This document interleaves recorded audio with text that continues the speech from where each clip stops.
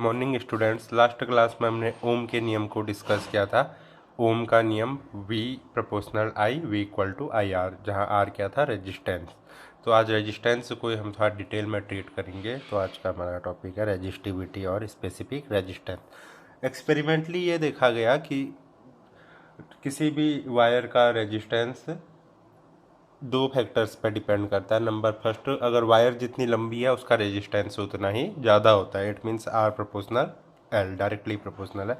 और ये देखा गया पतले तार का रेजिस्टेंस मोटे वायर की अपेक्षा क्या है, ज़्यादा है। इट मीन्स अगर एरिया ज़्यादा है तो रेजिस्टेंस कम है, और एरिया कम है तो रेजिस्टेंस ज़्यादा है। तो R प्रोपोर्शनल 1/A।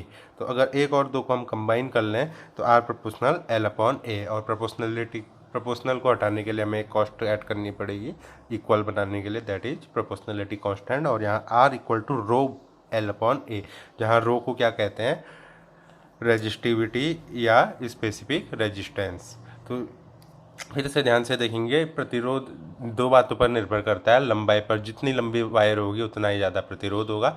और नंबर सेकंड, जितनी पतली वायर होगी उसका प्रतिरोध ज़्यादा होगा, मोटे वायर का प्रतिरोध कम होगा। तो यहाँ से एक आउटकम आता है R equal to row L/A, जहाँ रो को क्या बोला जाता है, स्पेसिफिक रेजिस्टेंस और रेजिस्टिविटी। तो अब हम रेजिस्टिविटी को डिफाइन करेंगे। तो यहाँ से देखेंगे R इक्वल टू था रो L/A, तो रो इक्वल टू हो जाएगा RA/L। अब हम सब्स्टिट्यूशन कर रहे हैं डेफिनेशन बनाने के लिए।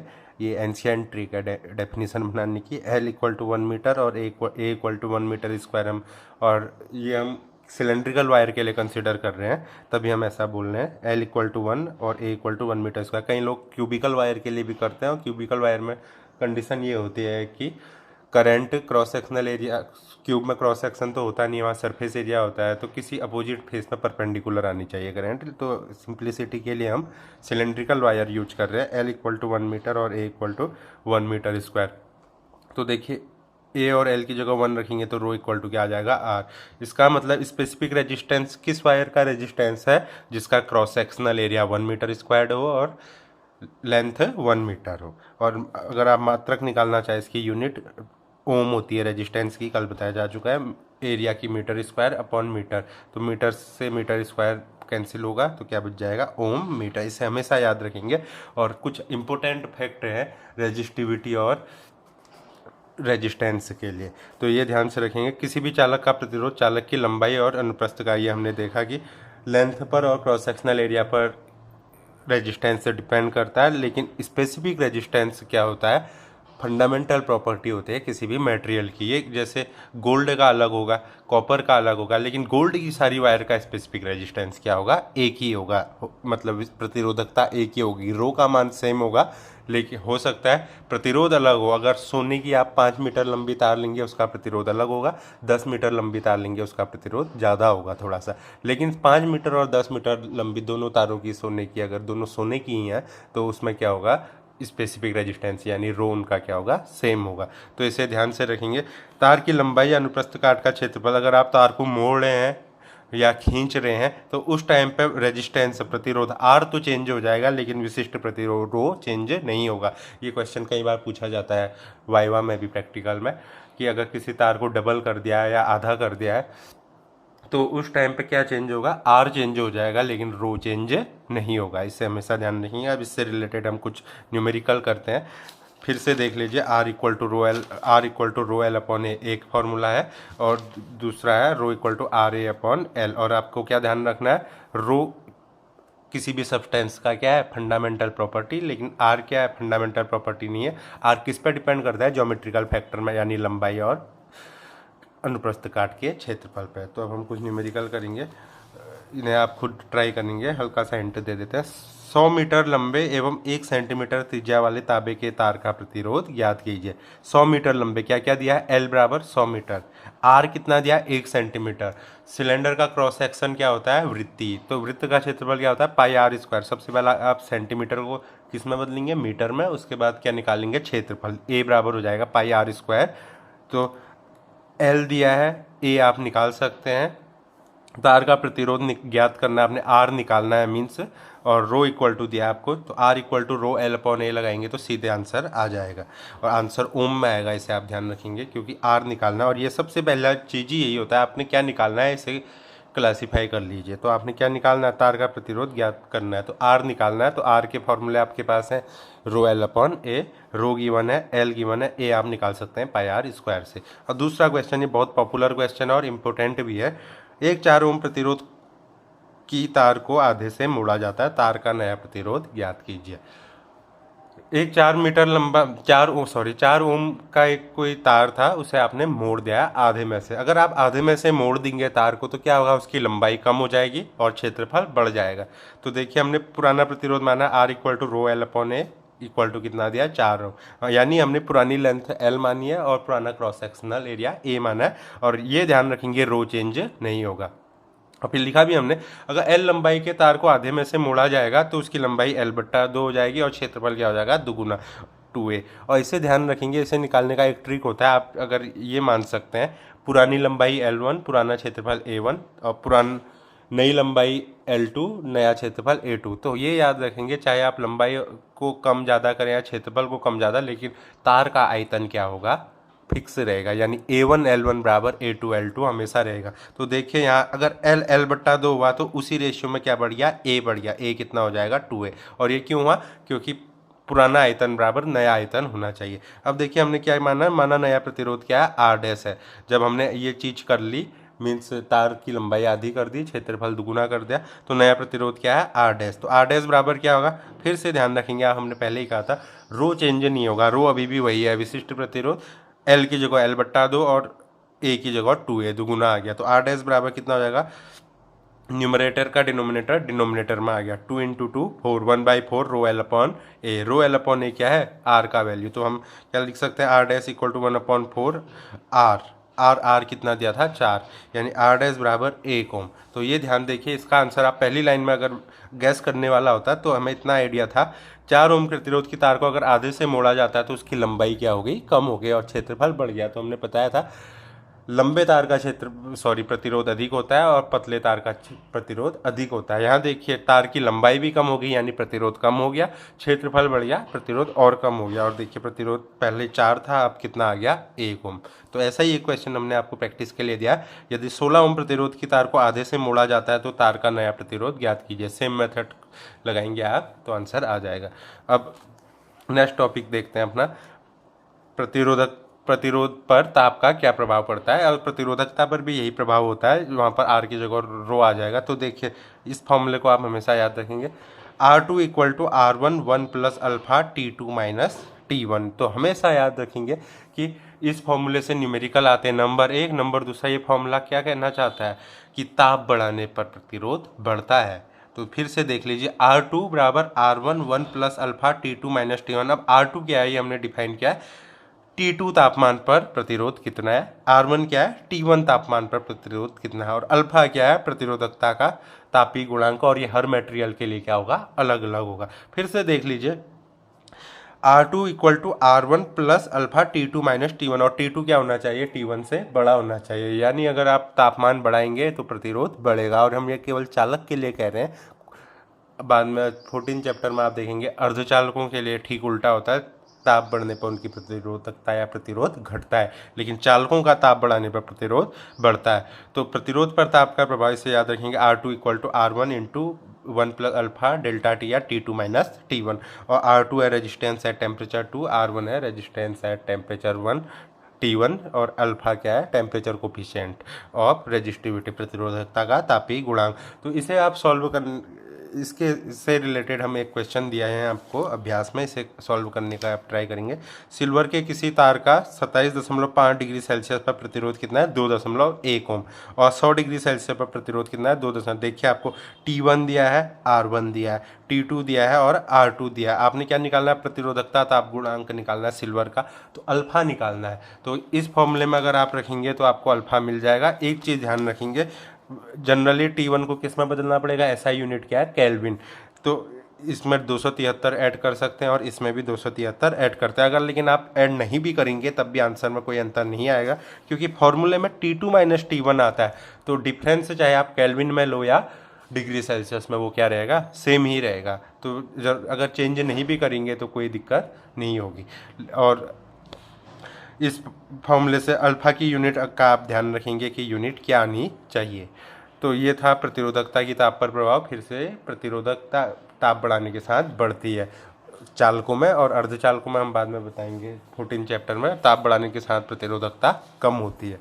अब नेक्स्ट टॉपिक आज का प्रथम सिद्धांत से ओम के नियम की उत्पत्ति, derivation of Ohm's law from first principle. First principle उसे बोलते हैं जहाँ पर आप कोई भी एजम्पशन नहीं करते हैं, मतलब जो चीज़ें आपने पहले डिफाइन किए हैं फंडामेंटल, उन्हीं के थ्रू अगर आप किसी चीज़ को डिराइव कर रहे हैं। जब हमने ओम के नियम का प्रायोगिक रूप बनाया था तो वहाँ पर देखा होगा, सीधे लिख लिया होगा वी समानुपाती आई। वो हमने एक्सपेरिमेंट से लिखा था, ना कि फर्स्ट प्रिंसिपल। फर्स्ट प्रिंसिपल का मतलब हम थ्योरेटिकली जो चीज़ें हम पहले से जानते हैं उनका यूज करके ओम के नियम को क्या करेंगे, डिराइव। तो देखिए, हम धारा और अनुगमन वेग में संबंध पहले ही बताया जा चुका है। I equal to N E A V D. N क्या है, number of electron per unit volume, E charge of electron, A cross sectional area, V D drift velocity, अनुगमन वेग। तो I equal to N E A V D हमने निकाला E tau upon M. तो V D equal to कितना आ गया, ई tau upon M. तो आई इक्वल टू यहाँ से कितना आ जाएगा, E into E square N E square A tau E upon M. तो आई इक्वल टू यहाँ से आ जाएगा N E square A tau upon M. E की जगह देखिए हम पहले भी बता चुके हैं, E equal to D V upon D R होता है, या वी अपॉन एल लिख सकते हैं अगर क्रॉस सेक्शन, सॉरी कंडक्टर की लेंथ एल है तो वी अपॉन एल। अब यहाँ से हमने वी अपॉन आई का वैल्यू निकालना, क्योंकि ओम के नियम में भी ये होता है V upon I equal to R या V equal to I are.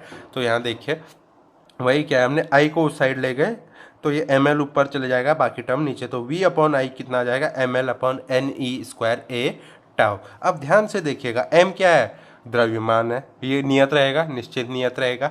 L क्या है, चालक की लंबाई, ये भी क्या है, कांस्टेंट है, नियत है। एन क्या है, प्रति एकांक आयतन में उपस्थित इलेक्ट्रॉन की संख्या, ये भी नियत है। इलेक्ट्रॉन का आवेश, ये भी नियत है। क्षेत्रफल तार का नियत रहेगा। और टाउ क्या है, विश्रांति काल। और किसी भी सरफेस के लिए अगर ड्रिफ्ट वेलोसिटी कांस्टेंट है तो टाउ भी क्या होगा, नियतांक होगा। यानी v अपॉन आई कितने क्या आ गया, कांस्टेंट। और इसी को तो ओम का नियम कहते हैं। v अपॉन आई बराबर आर, यानी नियत भौतिक परिस्थितियों में v और i क्या है, v अपॉन आई क्या है, r के बराबर। और यहाँ पर आप समझ सकते हैं नियत भौतिक परिस्थितियों का क्या फर्क पड़ेगा।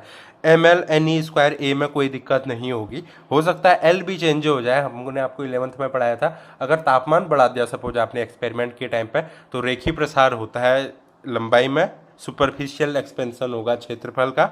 और टाउ क्या है, विश्रांति का। अगर टेम्परेचर बढ़ गया तो स्पीड बढ़ जाएगी, विश्रांति काल क्या हो जाएगा, कम। तो उस टाइम पे वी अपॉन आई क्या होगा, कांस्टेंट नहीं होगा, क्योंकि टाउ भी चेंज हो रहा है, एल भी चेंज हो सकता है और ए भी चेंज हो सकता है। तो इसी वजह से हमने नियत भौतिक परिस्थितियां बोला था। नियत भौतिक परिस्थितियों का मतलब क्या हुआ कि टेम्परेचर नहीं बढ़ेगा, प्रेशर नहीं बढ़ेगा। और टेम्परेचर और प्रेशर नहीं बढ़ेगा तो एल भी चेंज नहीं होगा, ए भी चेंज नहीं होगा और टाउ भी चेंज नहीं होगा। तो वी अपॉन आई क्या होगा, कांस्टेंट। और इसी को क्या कहा जाता है, ओम का नियम।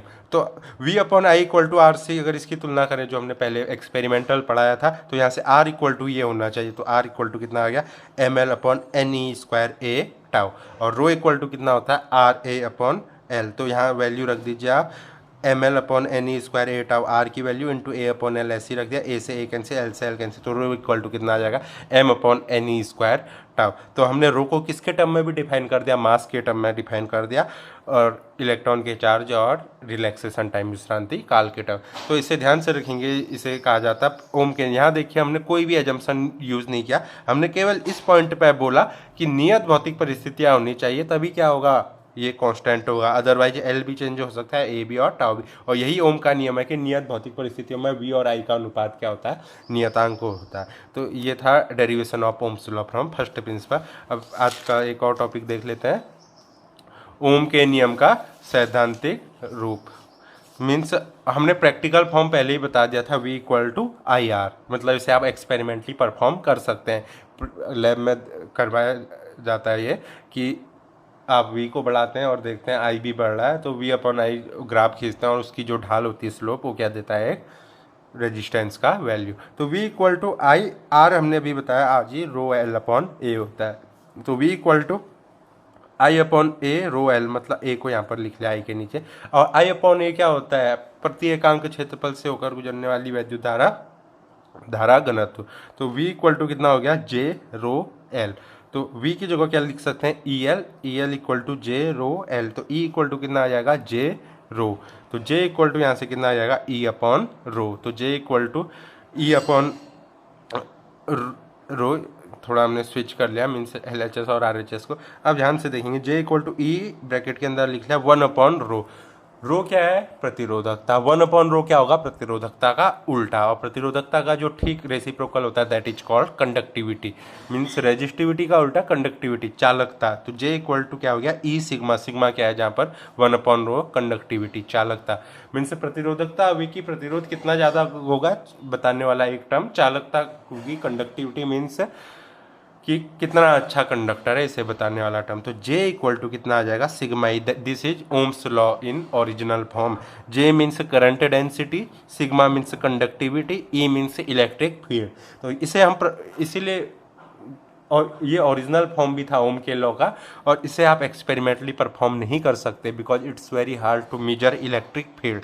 इलेक्ट्रिक फील्ड का वैल्यू नापना लैब में बड़ा मुश्किल हो जाएगा अपरेटस के थ्रू, लेकिन वोल्टेज नापना बड़ा आसान होता है क्योंकि वोल्टेज नापने के लिए आप किसका यूज करते हैं? वोल्ट मीटर का। तो आज हमने देखा कि शुरू से एक बार रिवाइज कर देते हैं, प्रतिरोधकता या विशिष्ट प्रतिरोध किसे कहते हैं, और इसमें हमने एक इम्पोर्टेंट चीज़ देखी कि रेजिस्टेंस चेंज हो सकता है लंबाई और क्षेत्रफल को चेंज करने में, लेकिन रेजिस्टिविटी विशिष्ट प्रतिरोध चेंज नहीं होता है।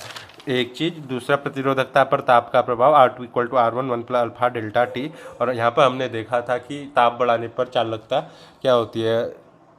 बढ़ती है, चालकों की, अर्धचालकों की कम होती है, और उसका रिस्पॉन्सिबिलिटी होती है क्योंकि चालकों के लिए अल्फा का वैल्यू पॉजिटिव होता है और सेमीकंडक्टर के लिए अल्फा का वैल्यू निगेटिव होता है।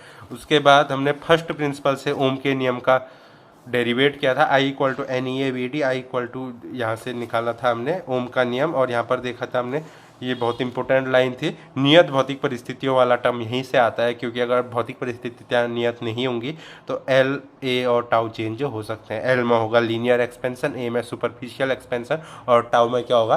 टाउ कम हो जाएगा क्योंकि स्पीड बढ़ जाएगी अगर टेम्परेचर बढ़ा। इस वजह से ओम के नियम में लिखा जाता है नियत भौतिक परिस्थितियों में। इस वजह से L, A और टाउ अगर कॉन्स्टेंट हो गए तो V/I को क्या कहा जा सकता है? कॉन्स्टेंट। और यही क्या है? ओम का नियम। और यहाँ इसके बाद हमने लास्ट में पढ़ा ओम का नियम जो ओरिजिनल फॉर्म है उसकी V equal to IR, V equal to I rho L/A। तो यहाँ से निकला था ओम का नियम original form, J equal to sigma E. J is current density, धारा घनत्व, सिग्मा चालकता, E वैद्युत क्षेत्र। तो कल हम देखेंगे वैद्युत ऊर्जा, वैद्युत शक्ति, और उसके बाद प्रतिरोधक किसे कहते हैं, उनका संयोजन। आज के लिए इतना ही, धन्यवाद।